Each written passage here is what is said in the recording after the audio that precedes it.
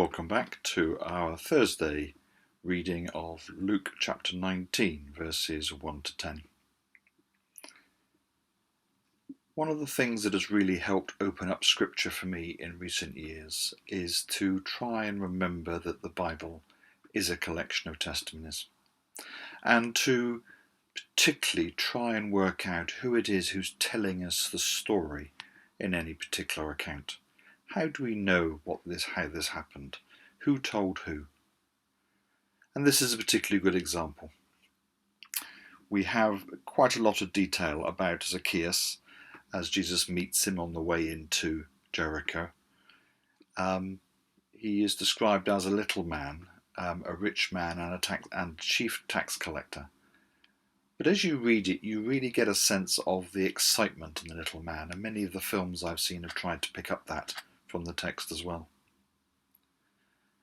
And it's sometimes helpful then to try and put the story back into their words. I don't think the disciples walked around with Jesus taking names and writing down all the details of people he met. The fact that we know this story probably implies that Zacchaeus became a disciple, was known in the church, people knew his story, and he often shared it. And so it's quite amusing sometimes to try and put that story back into the first person. So I would recommend that perhaps today you read through the passage and tell the story as Zacchaeus would have told it. Initially you can do that by just changing the first person, changing the words to first person. But then you begin to get a feel for what he feels about what's happening. Perhaps that explains why he makes the point of how much he's giving away. Maybe he remembers very closely the words that Jesus said to him, "Today salvation has come to this house, since he also is a son of Abraham."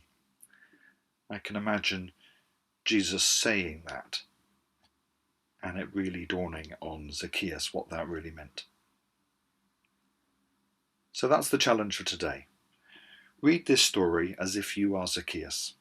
Retell this story from his perspective, and see how it makes you feel and appreciate how much seeing Jesus meant to him, how much Jesus' welcome and acceptance touched him, and which of the words of Jesus spoke to him and that he remembered most fondly.